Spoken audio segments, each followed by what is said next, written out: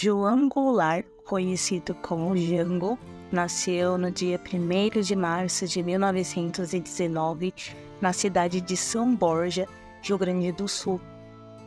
Ele fazia parte de uma família influente na política local, com seu pai Vicente Rodrigues Goulart, sendo um coronel da Guarda Nacional e fazendeiro, e sua mãe Vicentina Marques Goulart, que desfrutava de uma posição social significativa.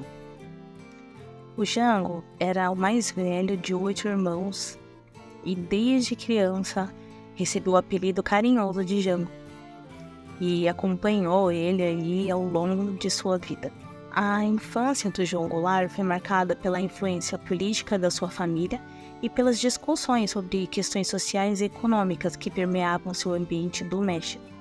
Essa exposição precoce às ideias políticas moldou seu interesse e também engajamento na política brasileira desde cedo. O Jango recebeu sua educação inicial em São Borja e posteriormente estudou no Colégio Marista de Uruguaião.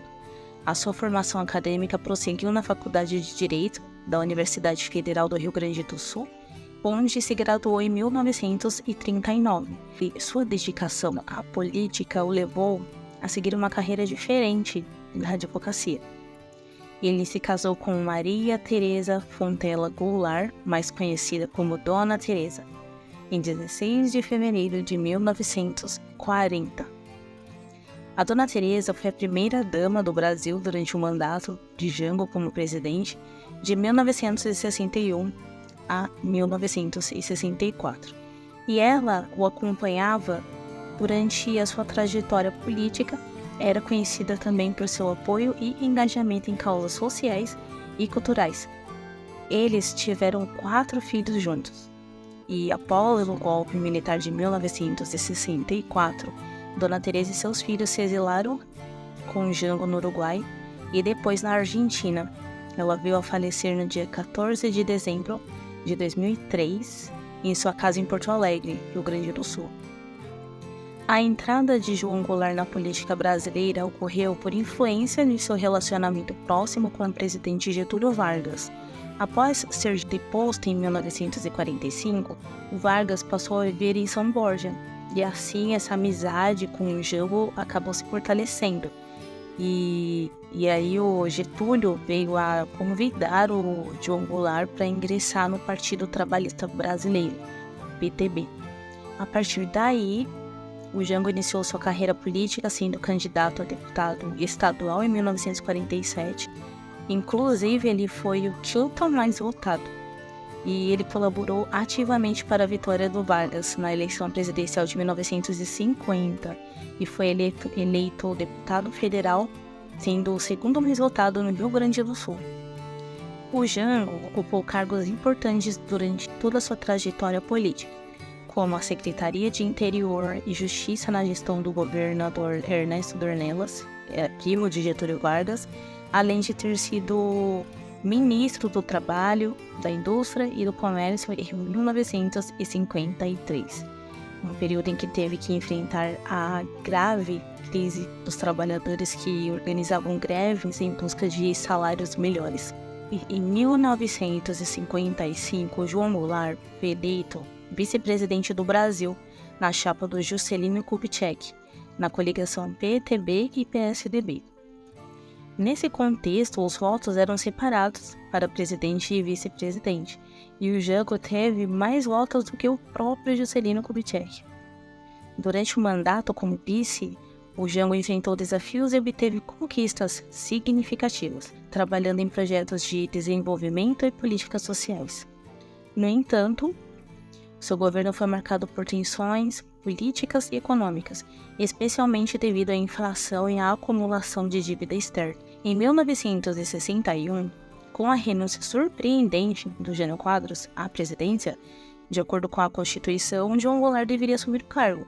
No entanto, uma forte resistência militar à sua posse, devido a acusações de ser comunista, desencadeou uma crise política que culminou na implantação de um sistema parlamentarista como solução negociada, com o Congresso Nacional restringindo seus poderes. Em setembro de 1961, Após a ameaça de guerra civil, o Jango finalmente assumiu a presidência, com Tancredo Neves como primeiro-ministro, e em seu governo enfrentou uma crise econômica e social. Ele acabou implementando diversas medidas e reformas para conter a inflação e promover o crescimento econômico. Uma das principais propostas do Jango foi a das reformas de base, que visavam a promover mudanças estruturais na sociedade brasileira, incluindo reformas agrárias, educacional, bancária e tributária. Essas propostas geraram tensões políticas e sociais, com opositores acusando o Jango de ser comunista e temendo até mesmo um suposto perigo vermelho no país. A polarização política atingiu seu ápice em março de 1964, quando Jango promoveu um comício popular na Central do Brasil, anunciando medidas que foram interpretadas como ameaça pelas elites e também pelos opositores. E esse evento acirrou as divergências políticas e acabou contribuindo para o clima de instabilidade que culminou no golpe militar de 31 de março de 1964. Diversos fatores contribuíram para o golpe militar de 1964, como a crescente polarização política no país, a oposição das elites ao governo de Jango e a ameaça percebida ao status quo das instituições políticas e econômicas. E aí, em 31 de março de 1964, as tropas do exército ocuparam as principais cidades do Brasil, resultando então na deposição do Jango e no início de um regime militar autoritário que se prolongou até 1985. Após o golpe, o João Goulart teve seus direitos políticos suspensos por 10 anos e se exilou no Uruguai, onde buscou apoio internacional para a sua causa. O golpe militar teve consequências significativas para o Brasil, como a instauração de um regime de repressão e censura que marcou uma longa ditadura militar. No exílio, João Goulart continuou sua atuação política, buscando apoio de líderes internacionais e defendendo suas ideias e projetos para o Brasil. Seu legado é lembrado como de um líder progressista que buscou implementar reformas sociais e estruturais para melhorar a vida do povo brasileiro. O João Goulart faleceu em sua estância de La Vela, perto de Mercedes, na Argentina, em 6 de dezembro de 1976.